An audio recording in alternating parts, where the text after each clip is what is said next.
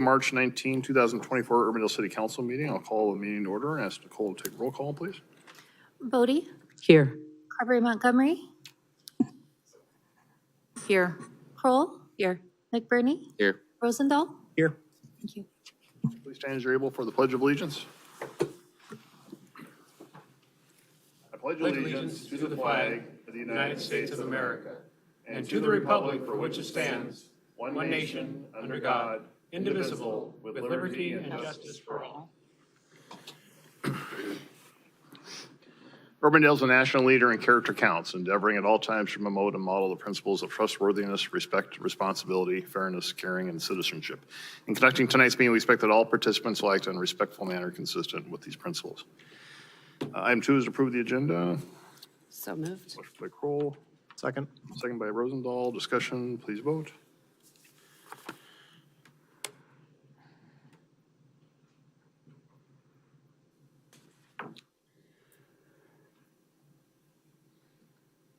That passes. Item 3, presentations. We do have a presentation tonight from Brian Mulcahy from the Des Moines International Airport. So Brian's the Assistant Executive Director for the airport. And Brian, I'll turn it over to you. Good evening. Thank you for the time. It's been about 2 years since we were here and requested some help to get this project off the ground. And we're about to go vertical with construction here in the next couple of months. So we just want to get back out to all the communities that supported the project and give you an update.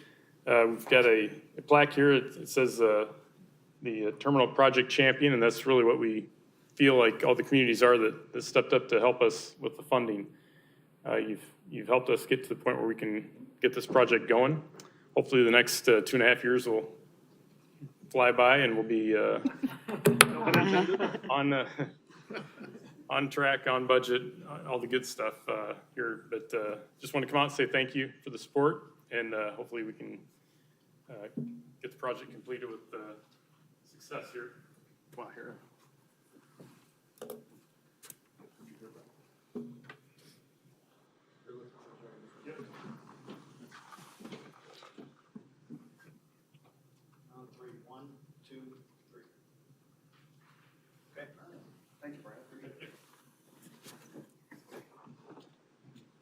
Make that easier.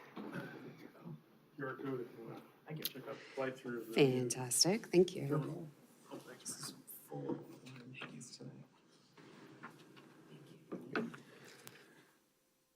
Well, we know the airport is certainly a critical asset to not only the city of Des Moines, but also to the entire region. So thanks for all your efforts and Kevin's efforts and the board as well. So please send our thanks for what they do, because we know we all float together and rise together with the success of the airport. So thank you, Brian. Appreciate that. So Thank you. all right, thank you. All right, item 4, we are in Citizens Forum.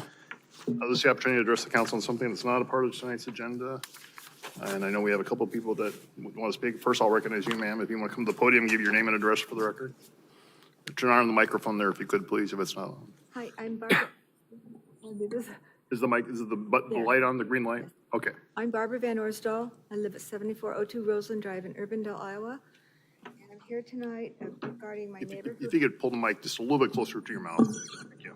I'm here tonight regarding my neighbor, Mr. Kurt Heinrich, who has bees. I know the bees are legal now, but he is non-compliant with the code set down by the city. He is supposed to have a barrier for his bees on 4 sides. He only has 3. He's never had one on the south side, so that enables us for the bees to fly straight from there to my area, my bird bath. And I would like him to put that barrier up so that I don't have that problem anymore. And I was also, his hive is located on the side of his house and not in the backyard. That's minor. And a couple years ago, I exchanged several emails with Steve Franklin, who said at first he was non-compliant because of the code, and then he wrote back and said that he was compliant. But in my opinion, he's still not compliant. In my closing statements, Mr. Heinrich has never been legal about having bees since 2016. He has chosen not to follow the law, and I don't know why anyone would expect him to be any different now. I'd just like maybe to have this checked into, letter sent, ask him why he hasn't complied. I'd be happy. Thank you. Thank you. We will refer it to our code enforcement folks and follow up on it, so thank you. Tom, did you want to speak?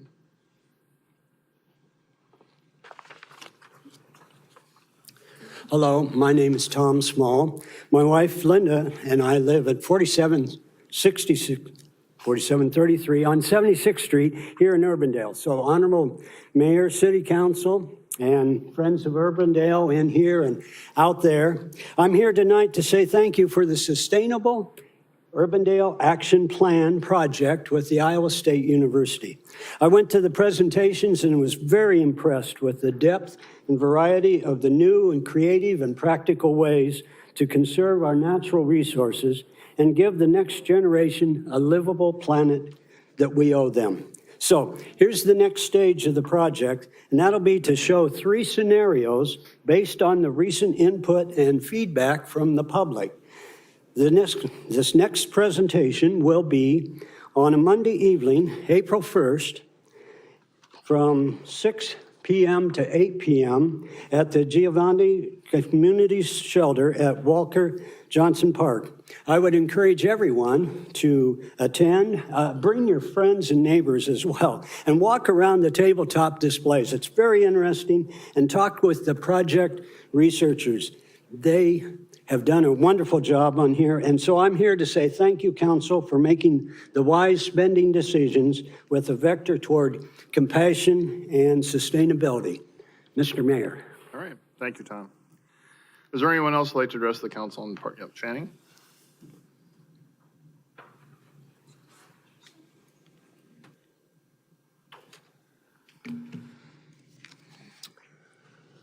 Good evening. I'm Channing Dutton at 3815 Greenview Drive, just a few short steps away from City Hall. And I've heard recently that there is concern about the reliability of the DART program and the testing of electric buses and how that might impact the future of transportation.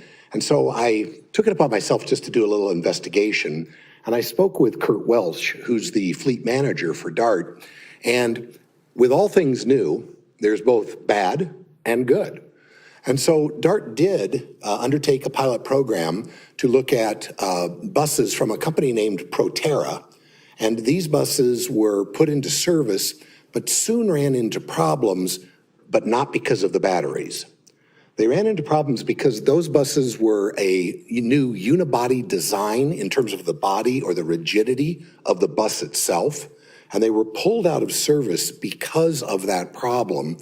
And before the problem could be resolved, Proterra went bankrupt. And they've been sitting in bankruptcy trying to get this figured out in terms of who owes who what, and what will the warranty be on the buses that are already in the program.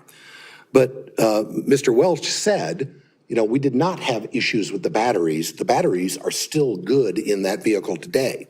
Now, they did have drive motor issues, and these were dual drive buses, much like the modern electric car, where there were separate drive units for the front and the rear units.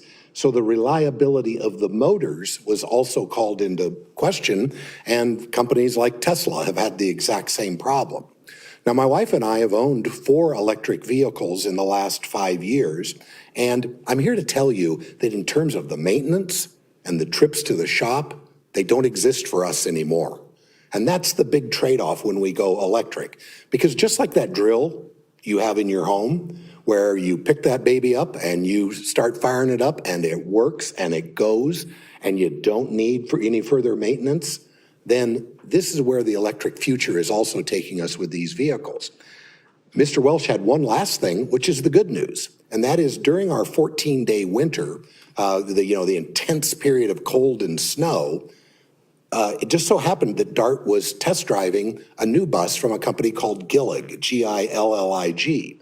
And that Gillig bus went into service exactly when it started to snow and it got so darn cold. And that bus performed just with not a hitch during the entire testing period, which was during that 14-day period. The batteries performed exactly as expected, including running auxiliary heat because of the temperature. And because the batteries on these electric vehicles ride low in the vehicle itself, this was the only bus that didn't get stuck. So the future is bright. There's going to be some bumps, and I would just urge you to keep focusing on the future for all of the citizens of Urbandale who will follow. Thank you. All right, thank you, Channing. Is there anyone else who'd like to address the council tonight?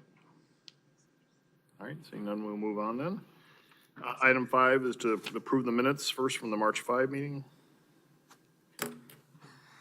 Motion to approve minutes. By Rosendahl, Second. second by Kroll. Discussion, please vote.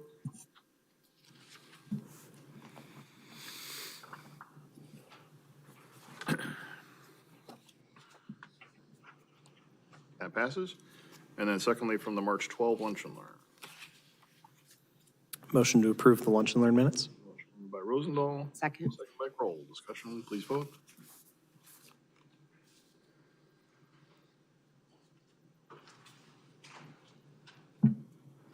That passes. Item 6 is the consent agenda. We have 8 items on that for approval. So moved. Motion by Carberry Montgomery, Second. second by Rosendahl. Discussion, please vote.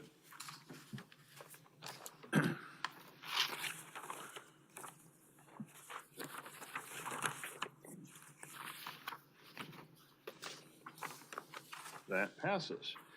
Item 7, public hearings. We have one public hearing, and that's item 7.1, the public hearing and consideration of bids for the Meredith Drive preservation from 104th Street to 121st Street and 121st Street preservation from Douglas Avenue to Meredith Drive. The public notice for this was published in the March 1, 2024 Des Moines Register, and ask if there are any objections to that. Notice is published.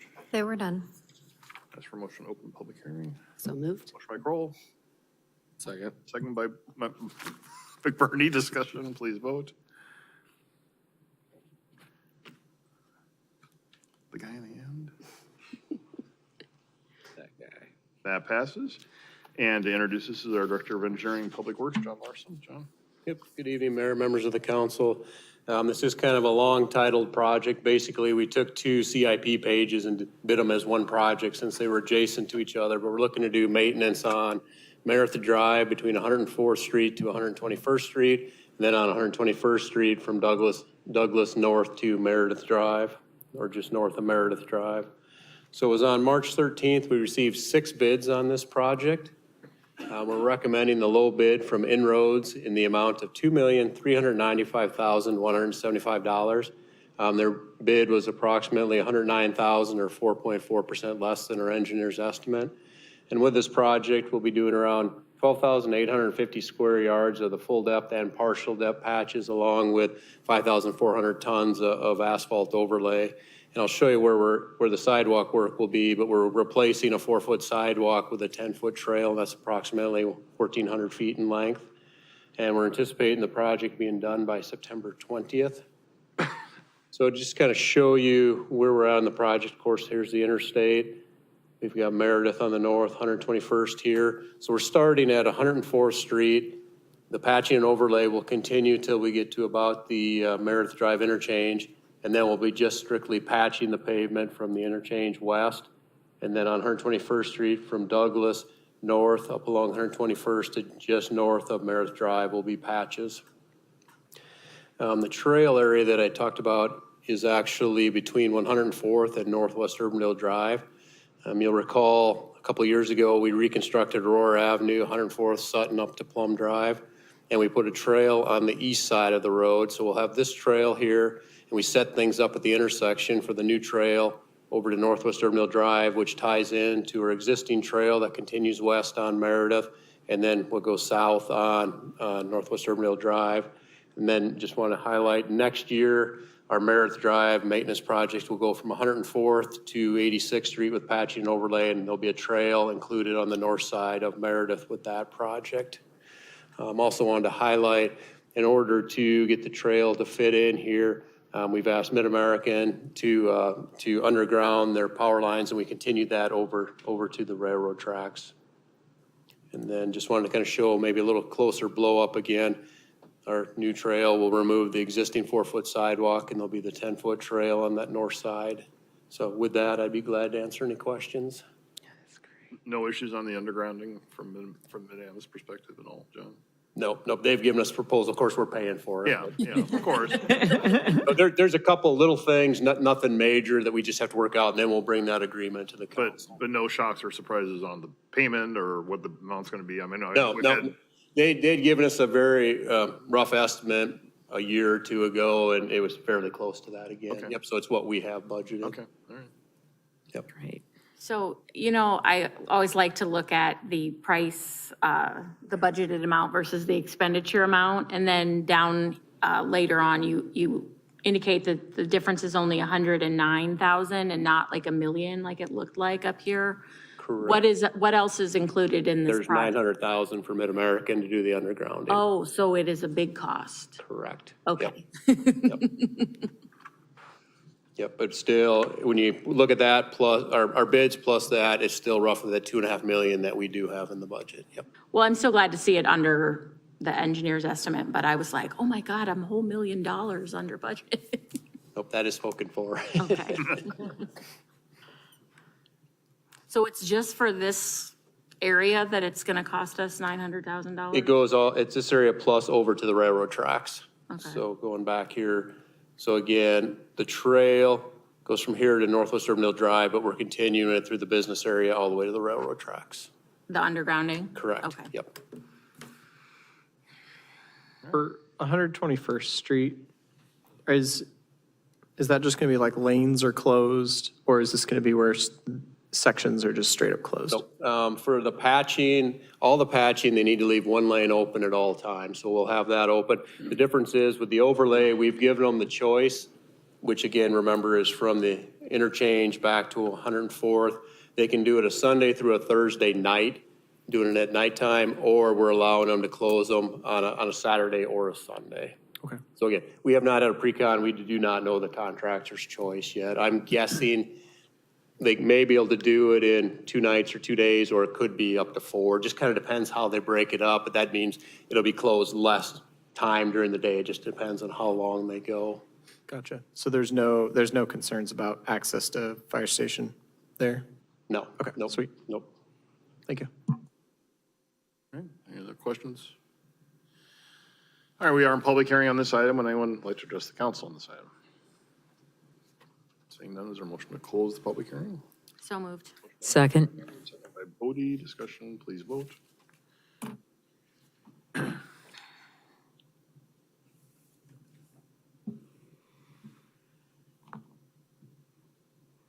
That passes. 3 items for consideration. Motion to approve Resolution 91-2024. Motion by Rosendahl, Second? second by Kroll, discussion, please vote.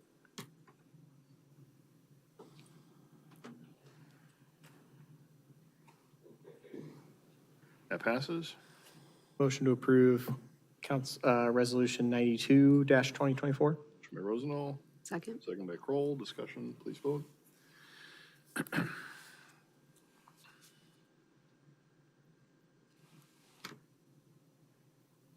That passes. Motion to approve Resolution 93-2024. Motion by Rosendahl, Second? second by Kroll, discussion, please vote.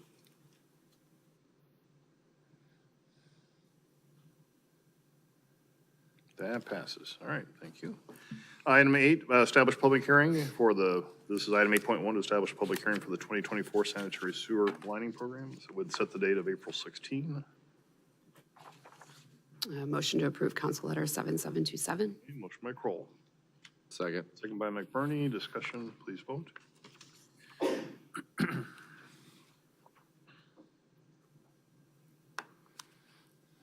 That passes.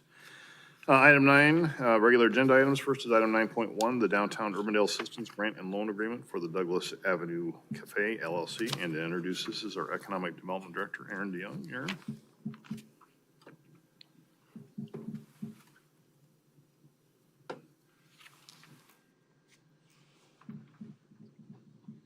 There we go. Thank you, Mayor and Council. Aaron DeYoung with Economic Development, as the mayor mentioned, still the same guy. So here to present to you a grant and loan agreement for the Douglas Cafe in the heart of downtown Urbandale.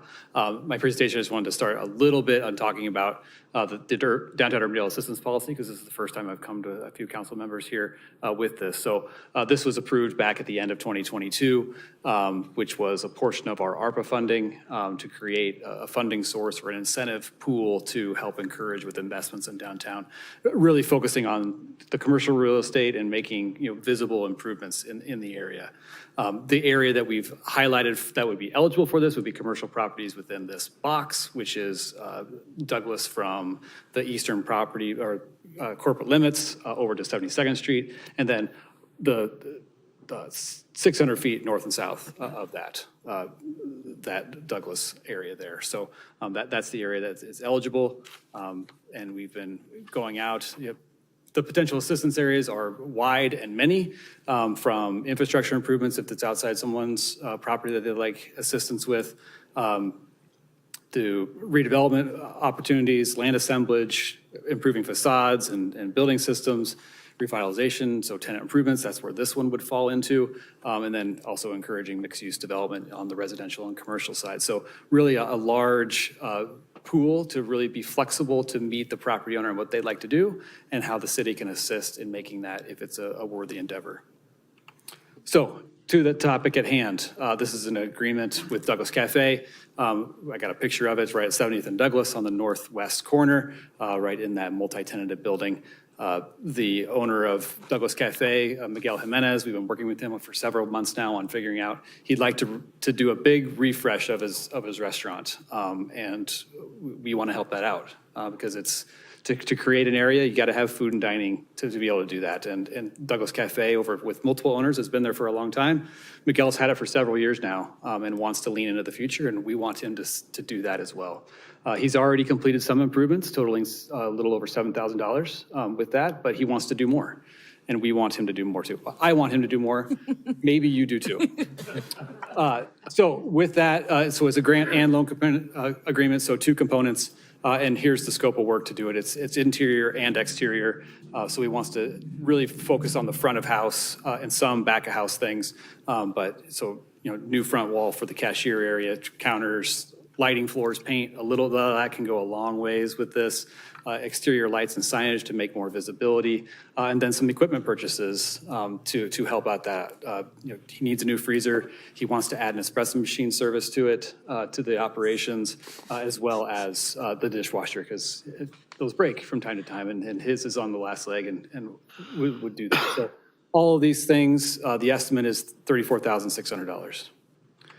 So with that, to accommodate that, the city will be providing all of the funds to do that. $29,200 would be in a low-interest loan, 2%, 5-year term. That matches, that will need to match the lease term that he has on the building, and then $5,400 in grant assistance with those tenant improvements.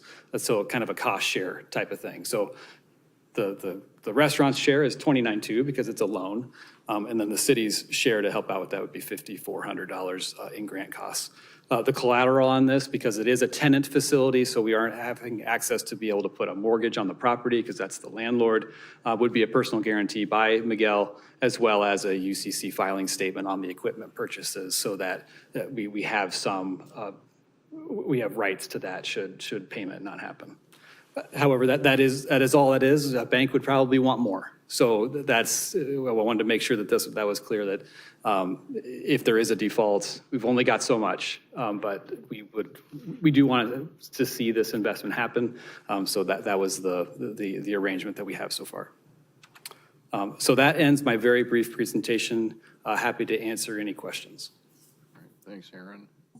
Well, I'm really excited about this. I think this was exactly our intent with setting aside this money. My only question is, how do, and I'm sure you've told us this before, but I just don't remember, how do people, business owners, property owners along Douglas know about this program? Have you gone out to talked to all of them in the time that we've had it, or Ebony, have we even been going out and talking to folks?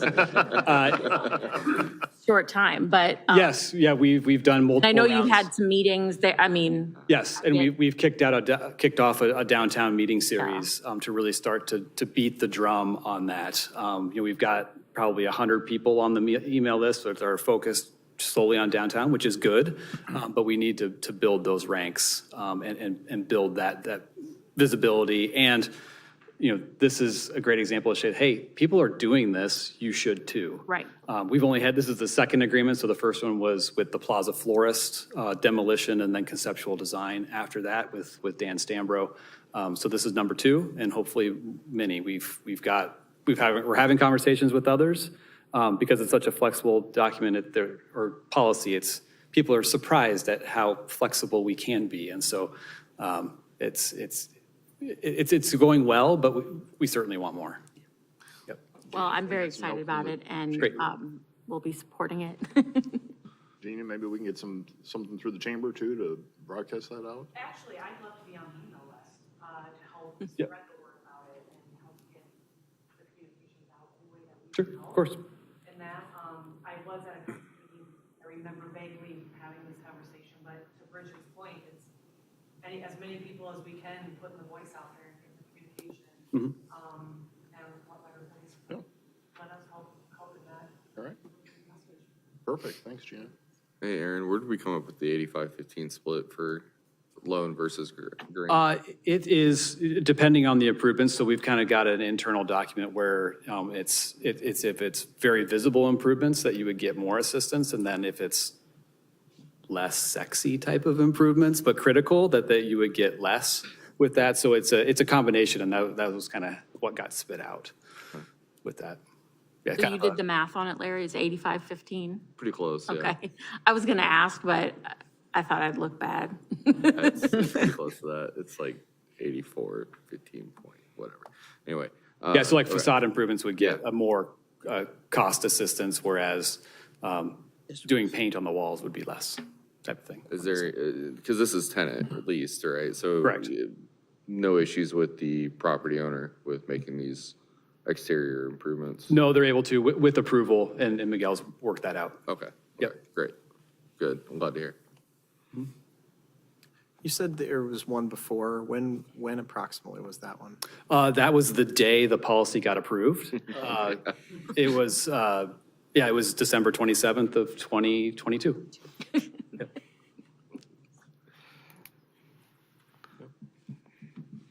All right. Motion to approve Counselor 7733. Motion by McBurney. Second. By Carberry Montgomery. Discussion, please vote.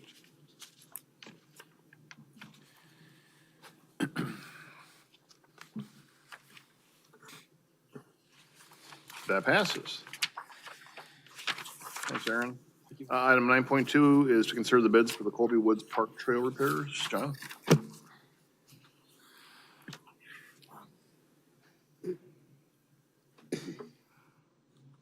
Right, yep, so this is our bid tabulation for Colby Woods Park Trail repairs. It was on March 13th. We received 9 bids for this project, and this one we bid with a base bid and two different alternates. We're recommending the low bid for power reconstruction, the amount of $142,534.80, which also includes the alternates 1 and 2. Their bid was approximately $42,000 or 22% less than our estimate. And the trail that'll be reconstructed is 8 feet wide. It'll be 5-inch concrete and approximately 1,900 feet in length. And we hope to have it all done by August 30th. Just a little background. Last year, we did the repairs south of Douglas down to Delwood and North Karen Acres. We also did an alternate for a portion of Colby Woods Park, but based on the bids, we could not accept that one. So this year's project, you can see, is in that same area south of Delwood, plus a little more area. Then the blue is the alternates. The pricing we've got this year bidding it was much less than when it was an alternate last year. So not accepting it last year and waiting until this year did pay off for us. And then we also had another alternate that's on JC Park, south of Meredith. Basically, there was, I think, 12 panels, about 52 feet of sidewalk that needed replaced, so we're going to do that with this project as well. With that, I'd be glad to answer any questions. That's great. All right. Thanks, John. Questions? That's great. Is there a motion? Motion to approve Council Letter 7731. Motion by McBurney, Second. second by Rosendahl. Discussion, please vote.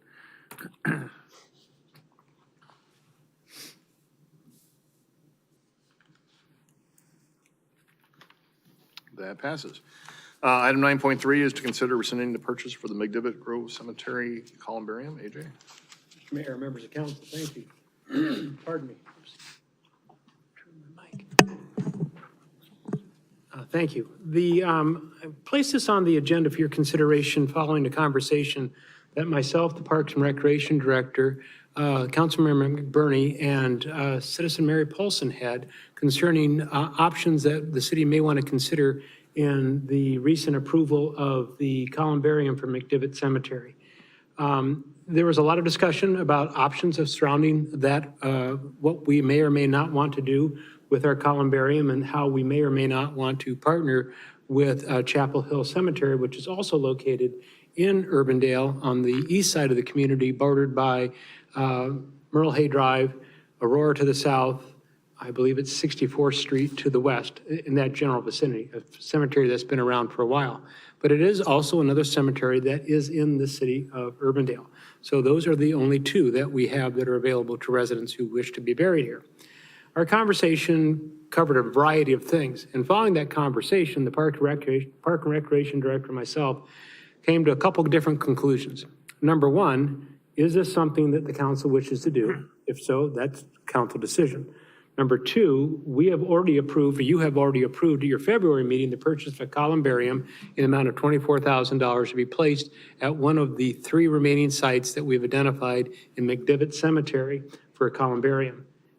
The other option that we thought about was that if there is reason to or desire to revisit how we manage and look at any potential partnership with anyone outside of our city operations, would it not be reasonable for us then to rescind the order for the columbarium until such time that the city council had a full and in-depth discussion about what you wanted to do with not only that columbarium, any future partnerships you may look at. And one option that I put in there was that, and I've discussed this with the Parks Director as well, is that if we are at a point where we have only two more sites for columbariums left, is this a point where the council may, please understand, may wish to consider just getting out of the cemetery business? Just to say, we're done. We're not going to invest any more money. There may be a demand for those who wish to be buried in the community, and then there is a alternate in the community that is privately owned and operated, but it's an alternative. I did check with Jan before she left, and she checked pricing, and her information is that the current columbariums at the Chapel Hill Cemetery are cheaper than ours. Their pricing point is cheaper. So again, there's some moving parts here that came up last week, and on March 11th is when we met.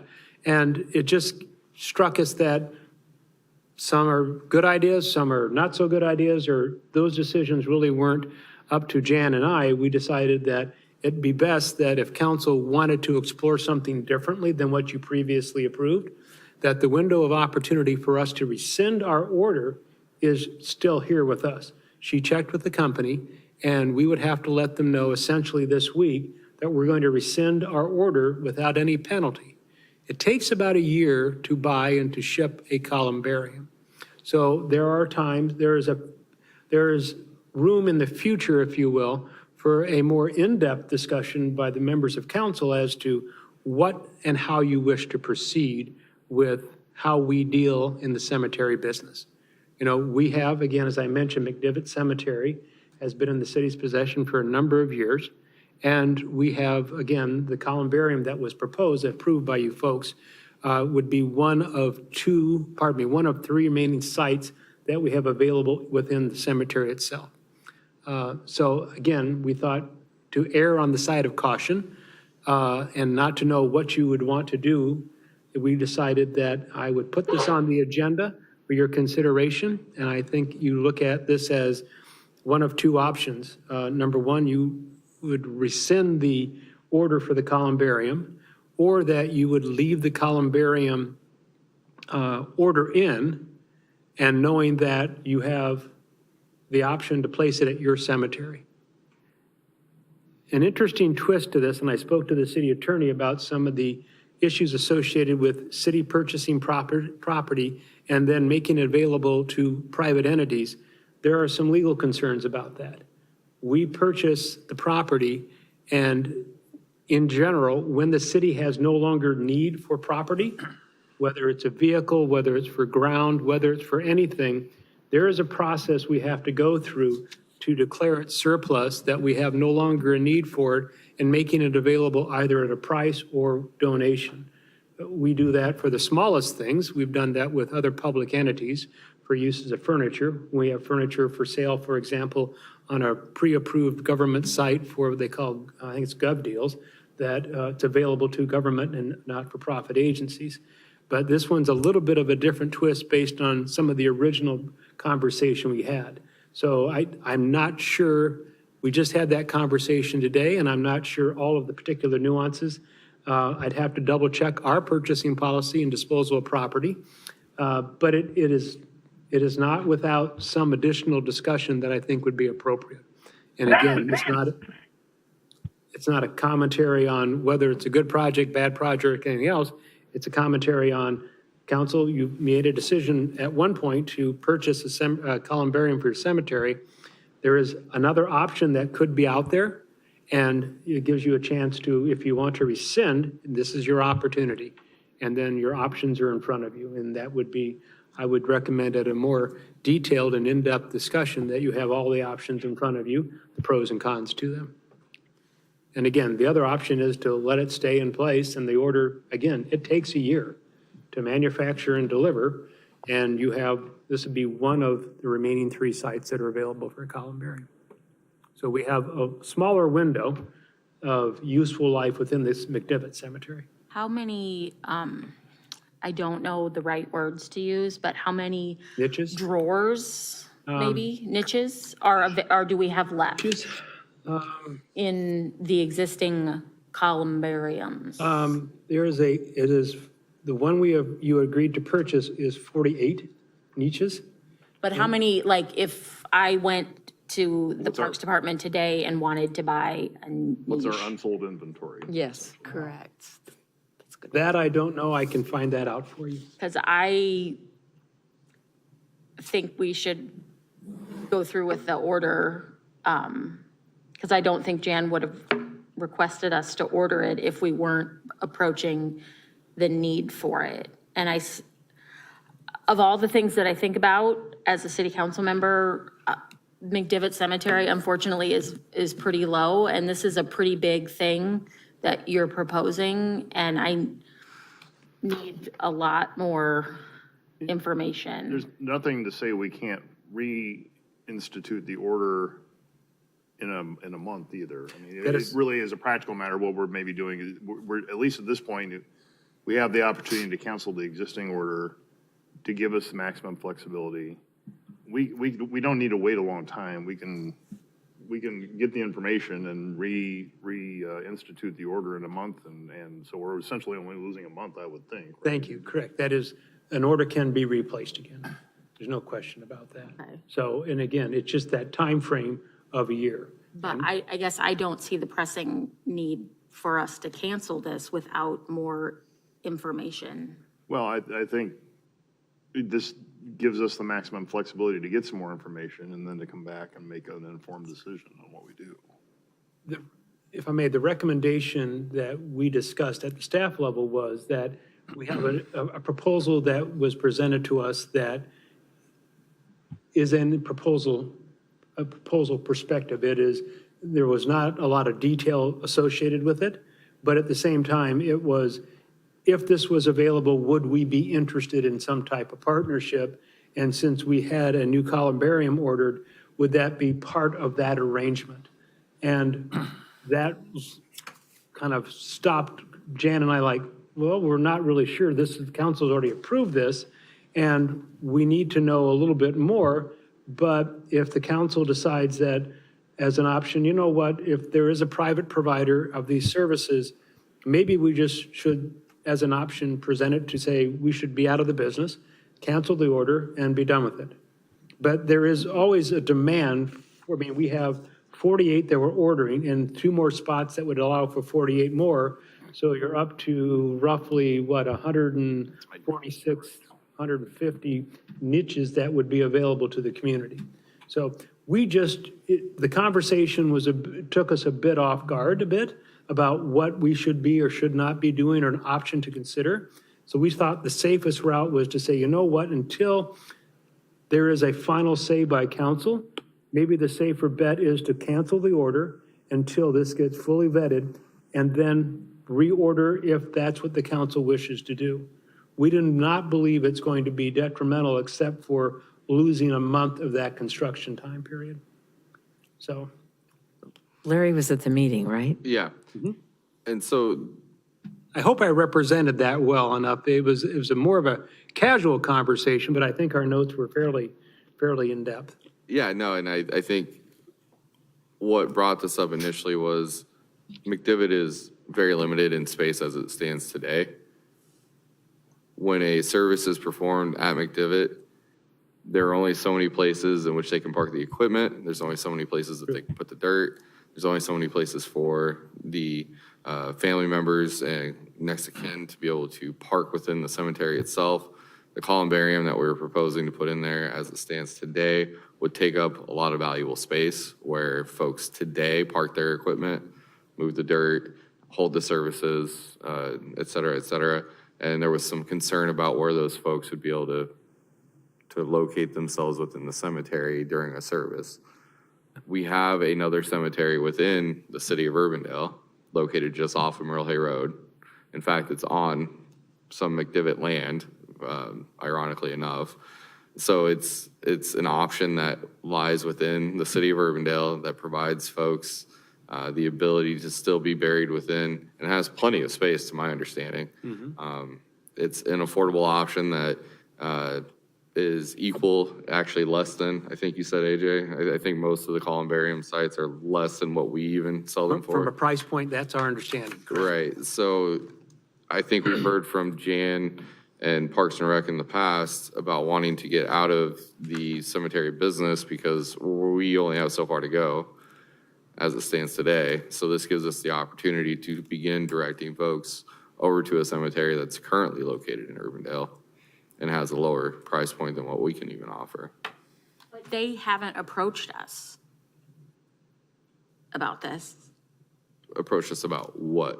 About the taking over. partnership, Taking over what? McDivitt or, But we're not giving them McDivitt McDivitt Cemetery. would remain in our cemetery and we would still maintain it. well, right, but ultimately, isn't that what Larry's talking about, is getting out of the cemetery business? And Well, I think as far as continued, Cemetery business expansion. correct. Yes. Thank you. That's a We're good way to always going to be in the cemetery business. Yeah, we would Never always gonna get out of maintain it. it well, as a park. I feel very uncomfortable about this. And I'm going to be voting against it because this is I think a much bigger discussion than we have the information. I mean, Can I add a little, just a quick piece of information? All right, Mary. Sorry, Mary Polson, 6840 Mill Pond Drive. Bridget, there's probably 50 niches still available at McDivitt. So we have time for all of you to discuss the appropriate actions to take.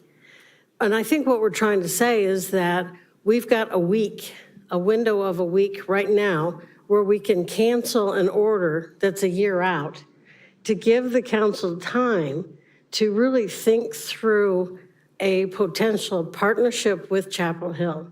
And yes, they have not approached the city, but I've had conversations with them, and they would be excited about some kind of a partnership and even a potential of a discount for Urbandale residents that want to be inurned in Chapel Hill.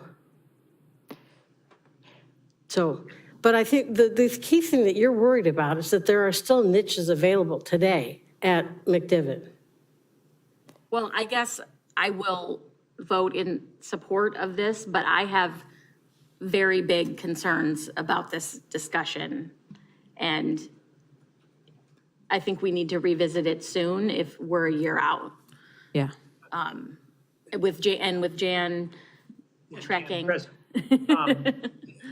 And again, one of the reasons why when Jan and I had the conversation, we quickly came to the rescind, because again, as conversations proceed and as proposals become more clear and options, and again, pros and cons of any of the options, if there was decided that, oh, well, we don't want to do this after all, and we have spent $24,000 for a columbarium, that we know it takes a year and our window is shrinking, that to contact them, if we wanted to cancel, can we do so? And as the mayor made reference to, in a month, you could make another order. This is a business decision, and this is the window they've given us.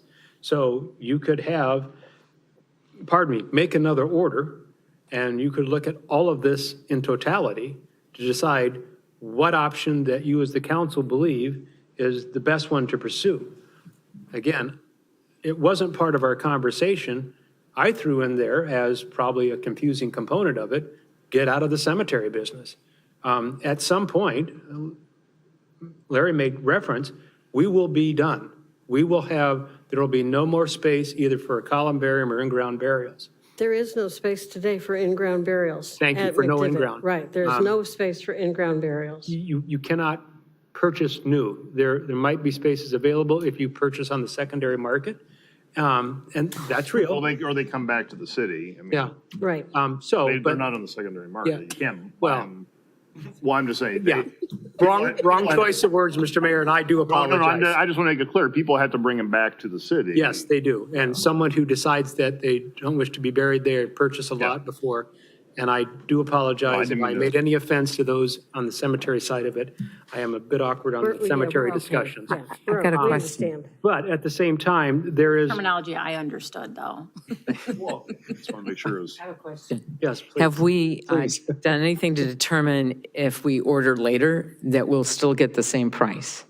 That has not yet been determined at this point in time.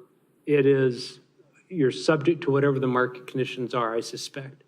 I wish I had more background on that, but because it takes a year, my guess is they lock in prices for concrete, marble, steel, the construction component of it.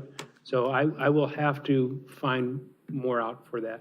But I would suspect that that there probably isn't going to be any significant increase that would say, that would double, for example, is something that would Not be like a ridiculous. fire truck. Not like a fire truck, no. It's about the same time period to build one, though. Oh, no, those take a lot longer. But in all seriousness, there were so many questions that we had, is that because this will be ultimately a council decision, you have already made a decision to purchase. It is in process. We can cancel. Can I just move that we rescind the order of the columbarium with the understanding that we have an expectation that staff is going to reach out to Chapel Hill and we would start to explore potential options as soon as possible for how we might proceed in the future? Motion by Bodie, Thank you. I'll second it. second by McBurney. Any further discussion? So you said there was about 50 left, like Somewhere in that neighborhood. somewhere in that neighborhood. So if we were to reorder 2 months from now, like we're not gonna run out. Like I would be more worried about an interruption of service. Right. Yeah, I don't believe so. Okay. Because if within a 30-day time period, a decision is made and an order is replaced, that absent something terrible happen, no. Yeah. Okay. All right. We have a motion and a second. Please vote.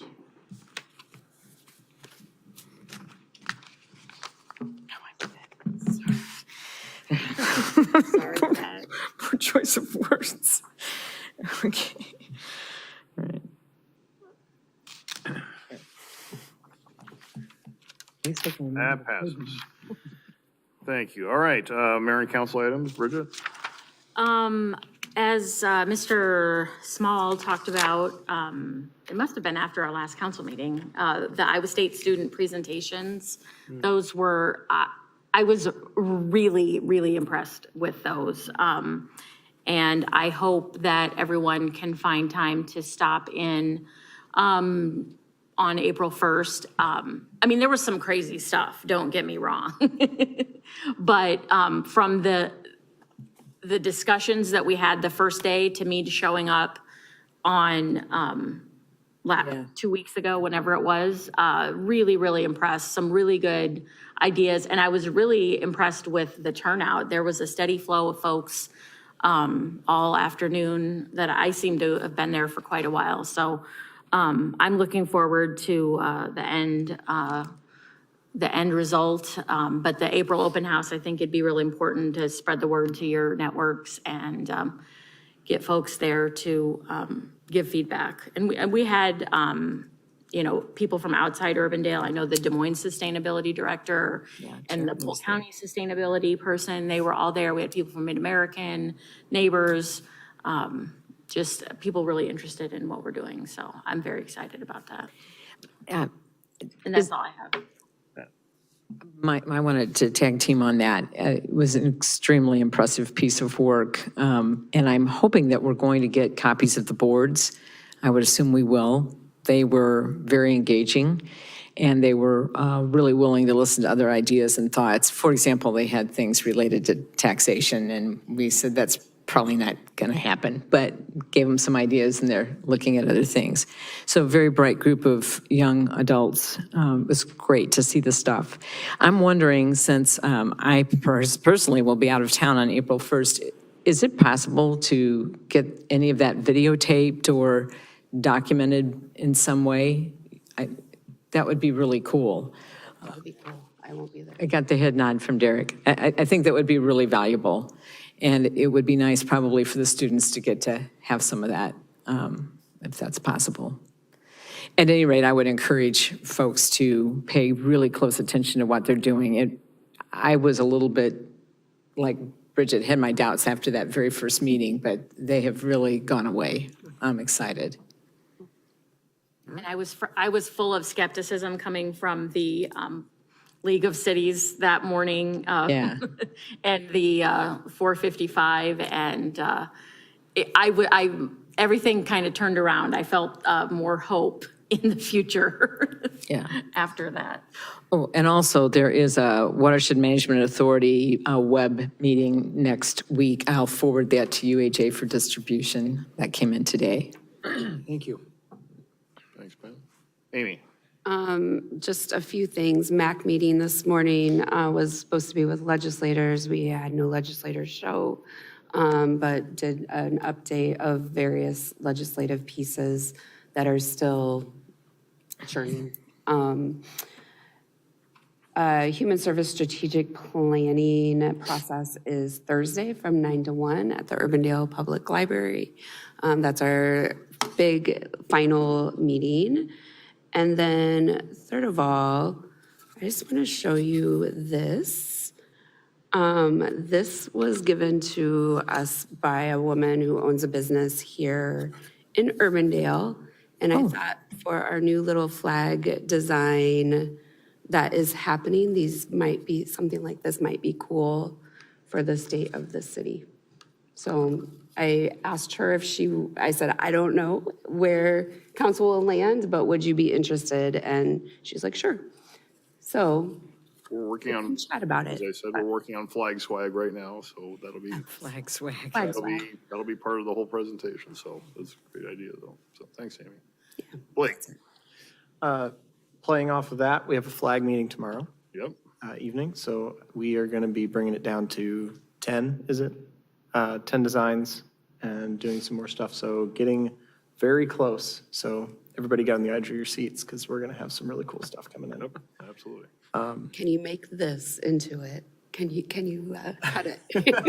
Can we make it, can we digitalize wood presentation? We can try. I'm not the one designing, so. That's true. But yeah, I'll be at the Human Services meeting tomorrow as well, or not, Thursday. Don't come We should tomorrow. all be 2 there. minutes, yeah, on Thursday. So yeah, super excited about that readout. All right, thanks. Larry? I got nothing. Okay. Good to go. I have several things I want to bring up. First of all, again, it seems like we have a lot of scions in Urbandale that have passed away recently. I just want to acknowledge Bill Anderson passed away recently. Bill was a huge impact on the city of Urbandale. If you look between 100th Street, between Douglas and Hickman, that's largely Bill's vision and as far as developing that area out. Bill was a great advocate for our community and did a lot to build out our community. So I just want to acknowledge Bill and keep Mark and the rest of the family in your prayers for Bill's passing. I know you're all at the edge of your seats, but both the Polk County Conference Board and the Dallas County Conference Board have concluded we did pass the budgets for the assessor's office for each of those counties. So I just want to make sure you. I was doing that this morning while Amy was handling a MAC, so I was over in Adel this morning at 8 o'clock handling the passing of that. So that's an annual ritual that we have to get done, but it's a very necessary item for the assessor's office to function. And speaking of, Amy mentioned Senate File 455 and discussion of MAC on that. I would encourage you to reach out to Senator Zahn on that. I have met with him personally. I have been in touch with him today, this morning after MAC, just to reinforce our opposition to that. I would encourage you to reach out to him directly on that as well. I think he can have some influence on that as well. And Derek and I filmed a spring cleaning video that's going to come out on Thursday, so that'll promote the spring cleaning. So if you see that, please push it out to your social media feeds. We want to get the information out. So that's all I have. I had a question. Is the electronics disposal that day only for Urbandale residents? Oh, good question. Yes. Yes. Okay. As best we, I recall, it was Urbandale only, and it was Right. going to include city employees. Oh, yeah. Yep. Checked by a license, or how do we verify that? Yet to be determined. Okay. We've had discussion about how we implement that. We will do our best. Yeah. And there was a thought process is that if it's an old piece of electronics that you want to get out of the stream, does it matter that it comes from Beaverdale?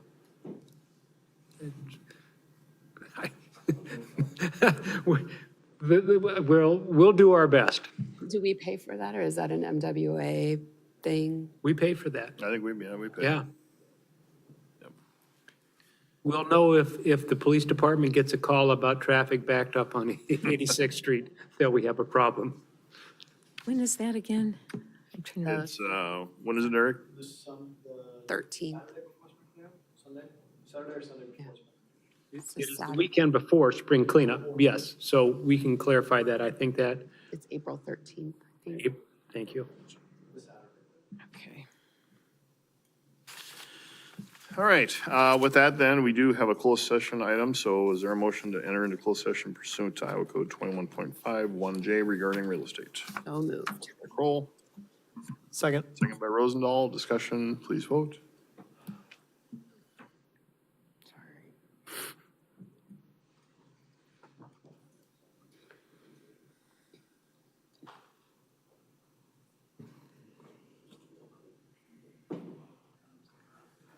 Waiting for others to join. I didn't vote, sorry.